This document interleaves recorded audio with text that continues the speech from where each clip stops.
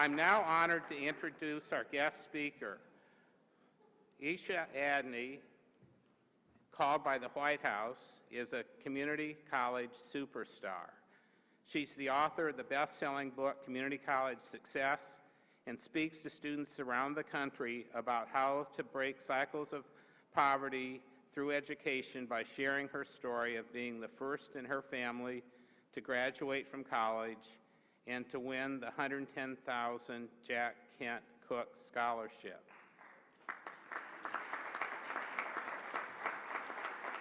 She has her master's in education from the University of Illinois.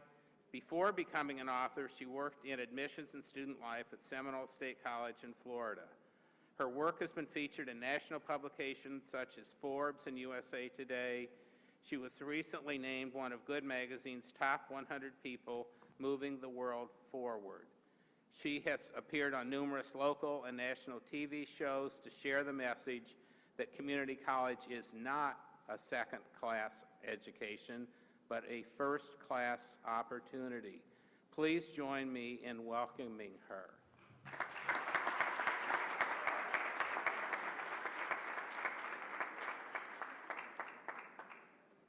If you had told me 9 years ago, when I was in your shoes, about to start community college, that I would be here and that that would be a bio read about me, I would have just laughed in your face. I would have said, that sounds too good to be true. That sounds like somebody else. That doesn't sound like me. Because when I started community college, I was crying practically in a fetal position in the advising office because I felt so alone and I couldn't really see where my life was going. The thing we really need to see where our lives could go, where community college could take us, is all about hope. Because without hope, people become statistics. A report recently came out from the Century Foundation that said students start off community college with a lot of hope. About 81% plan on getting their bachelor's degrees after they complete community college. But something's happening. And not every student who makes that goal is reaching it. And that's not okay with me. And there are a lot of factors involved in why this is happening. And I think they all boil down to a loss of hope. Because I know most students don't go to community college because they couldn't get in anywhere else. It's usually because they couldn't afford anything else. I know most community college students aren't struggling in class because they're not smart, but because it can be hard to figure out how to do homework when you're balancing a job and when you're maybe not sure how you're going to put food on the table that day. But I also know that life can sometimes get too hard and that so many students are doing it alone. And so when it gets too hard, they simply bow out and tell themselves the lie, well, I must not be college material. And nothing could be further from the truth. Because, like you said, community college is not a second-class education, it is a first-class opportunity. And when done right, community college, especially this one, is a private school education at a public school cost. And I have learned that it doesn't matter as much where you go to college, as much as the effort you put into it. But you can't do it alone. If you ask any successful person, any successful college graduate, they will be able to tell you the names of the people who helped them get through college, the names of the people who believed in them. But many of us, if you're like me and you're the first in your family to go to college, you are doing it alone. And then when it gets really hard, you think that, oh, maybe you just can't cut it. But that's not true. But the playing field is very unfair, and it is very hard. And there are going to be times when it's going to feel impossible, because college is hard. College requires great sacrifice, as you all already know, because you've sacrificed a lot to be here right now. And you should be so proud of that that you are sitting in these chairs and that you are standing up and you are saying that despite the uneven playing field, despite the obstacles in your life, you're going to make more of yourself, that you're going to beat the odds. And I'm going to share with you today a little bit about my story and a little bit about the people who helped me get to where I am today and the people who I met in community college who absolutely changed my life. But I don't want there to be anything mistaken here as I share my story. I want you to know that this is not about me. And my story isn't really all that important. Your story is.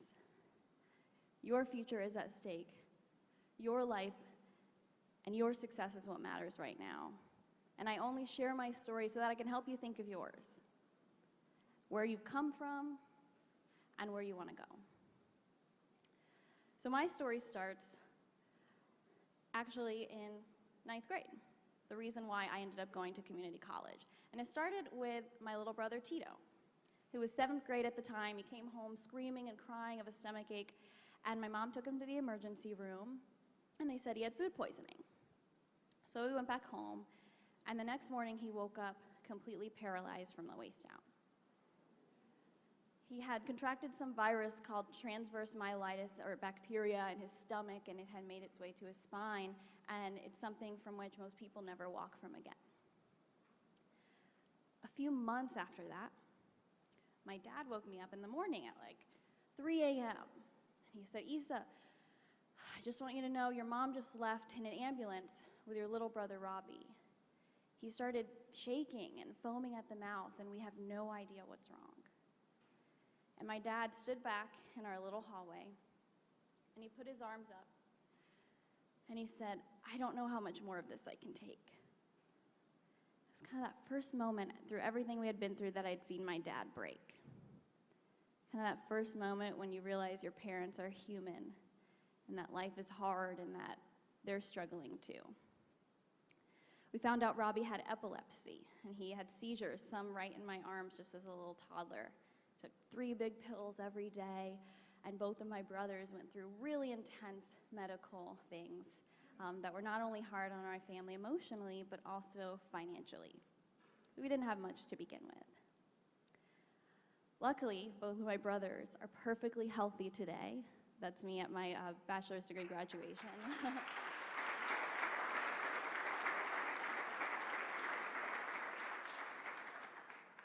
But I tell that story because it had a huge impact on where I went to college.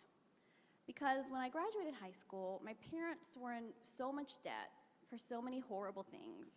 They figured, what's some more for at least something that's good? So they told me, "Issa, you can go to college anywhere you want to go. We will take out loans, we will do whatever it takes." So being young and kind of naive, I said, "Sweet, cool, let's see, where do I want to go to college?" And so I toured the giant universities in Florida where I'm from, and they just terrified me. They were so huge, and no one there really looked like me walking around, and I just felt so intimidated. So I chose a small private school that a lot of my friends were going to. It was on the beach, it was small, very much like this, it had a fun orientation, all of these things, and I thought, yes, that's where I want to go. So I applied, got in, ready to go. About 3 weeks before I was about to move, I got a letter in the mail from the college. So I went down, opened it up, first page, orientation schedule. Everything we were going to do those first 3 days, I thought about events like this. I thought about all of the amazing people I would meet, all of the best friends for life I was about to make. I couldn't wait. Second page was the schedule, already picked out for me, classes already scheduled. I was so excited. And then I got to the third page, the bill for the first year, $25,000. And I thought, am I really willing to put my family in $100,000 of debt they cannot afford for my education? And I knew the answer before I asked the question, no. So I told them, the college, I wasn't coming. I drove over to the local community college, filled out a paper application, and then sat in the advising office and waited and waited and waited for 2 hours.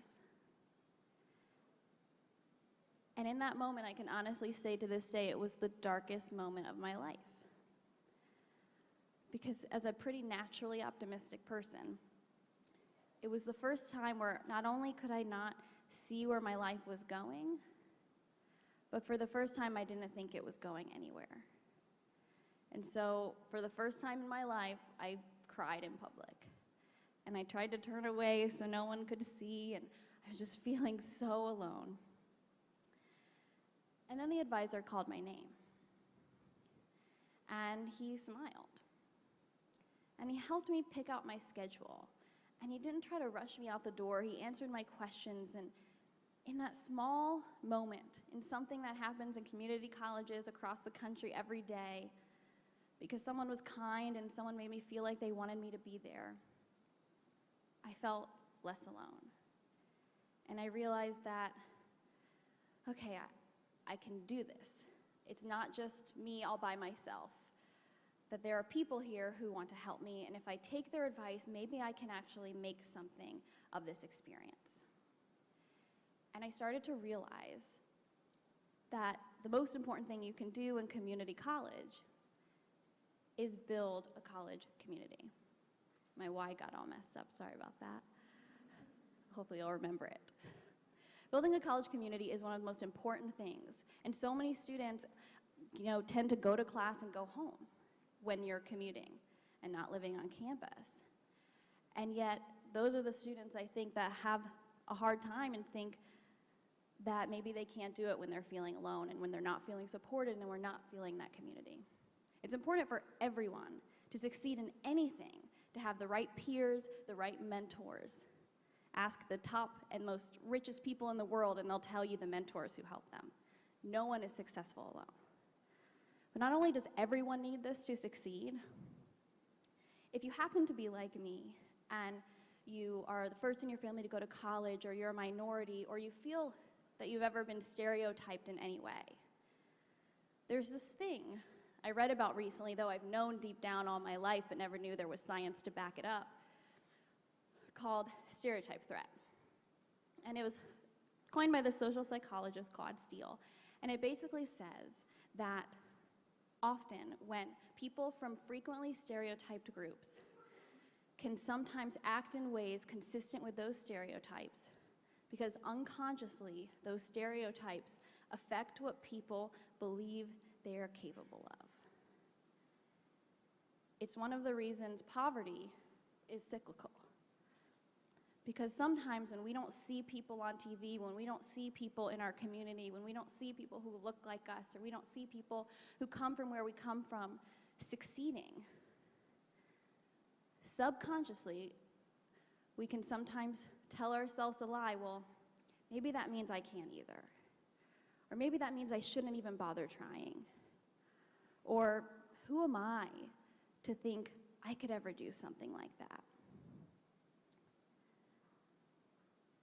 I want to be the first to tell you that if you feel like that's you, and you feel like you don't see that around you, that probably just means that the world is waiting for you to overcome those obstacles. And the world is waiting for you to be an example to the people who look up to you, people you might not even know are doing it, but I guarantee you they are. And you're in the best place right now to do that. Because community college can take you from being a statistic to being a role model. It can take you from feeling like a victim of your circumstances to having the education and the power to do something about it so that no one else has to go through the things that you've gone through.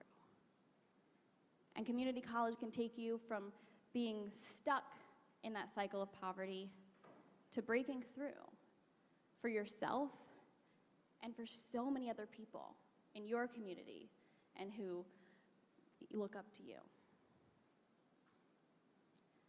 But you can't do it alone. It's why even the best athletes have coaches, and actors have directors and producers, because to see what we can really be, to break through to our full potential, to break through that barrier that can be set by stereotype threat, sometimes we need other people to see that in us. I didn't know that starting out. So, I went to college, I just went to class and went home. I didn't know any better. I just signed up for class and thought that's what I was supposed to do.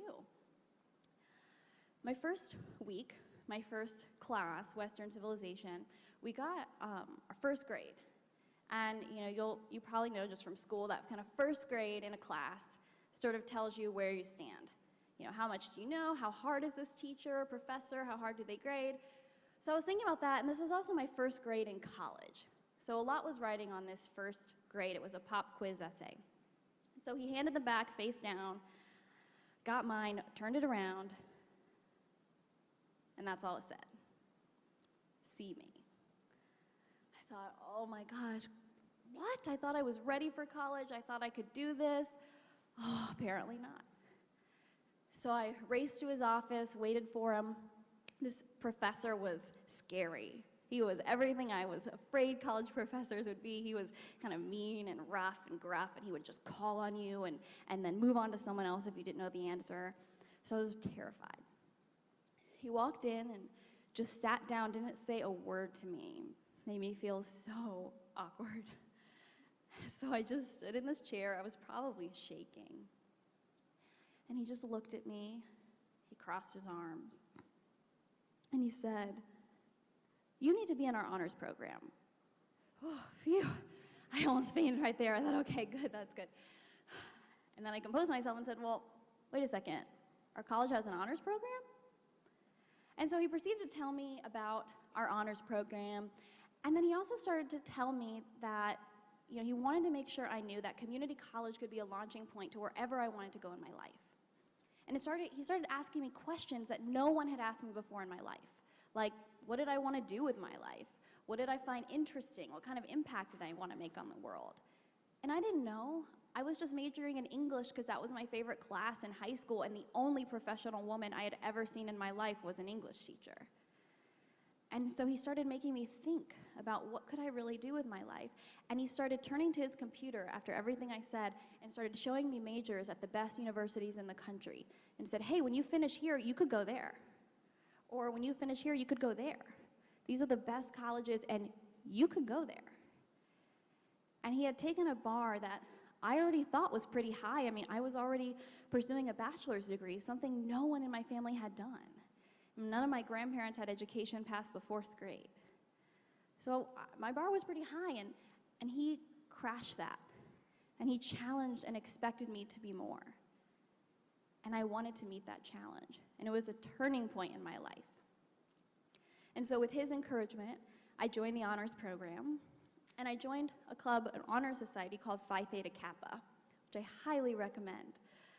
And I became president of that chapter, something I never would have done without that encouragement. Something really cool happens when you get involved and you go to clubs and you go to conferences and you go to meetings, is you just start to learn things and opportunities start happening. And at one meeting, this girl came up from our college and told us that she had won the year before the Jack Kent Cooke Scholarship. $30,000 a year for your bachelor's and $50,000 for your master's. They award about 30 every year, and you guys could absolutely apply for it. And so I heard her talking about this crazy, insane amount of money, amounts that I had never heard together. And I said, oh my gosh, like, where do I sign up? What do I have to do? And so I asked her for advice afterwards, and I got my whole application together. It was a ton of essays, a lot of work, but I figured, what the heck, I might as well try. It was the end of my sophomore year. I applied in October, and I didn't hear anything back, and it was May. So I figured I didn't get it, which was fine. I planned on going to this, I was just going to go to the giant next door public university because that's all I could afford, and there was a small private school with the major I really wanted. But I couldn't afford it. And that's okay. I learned I can make the most of wherever I want to go. So we're at this honors graduate luncheon. The president was sort of giving her remarks, and she finished, and then she kind of went to go back down. She said, oh, real quick, one more thing. We have a Jack Kent Cooke scholar in the room, Adney.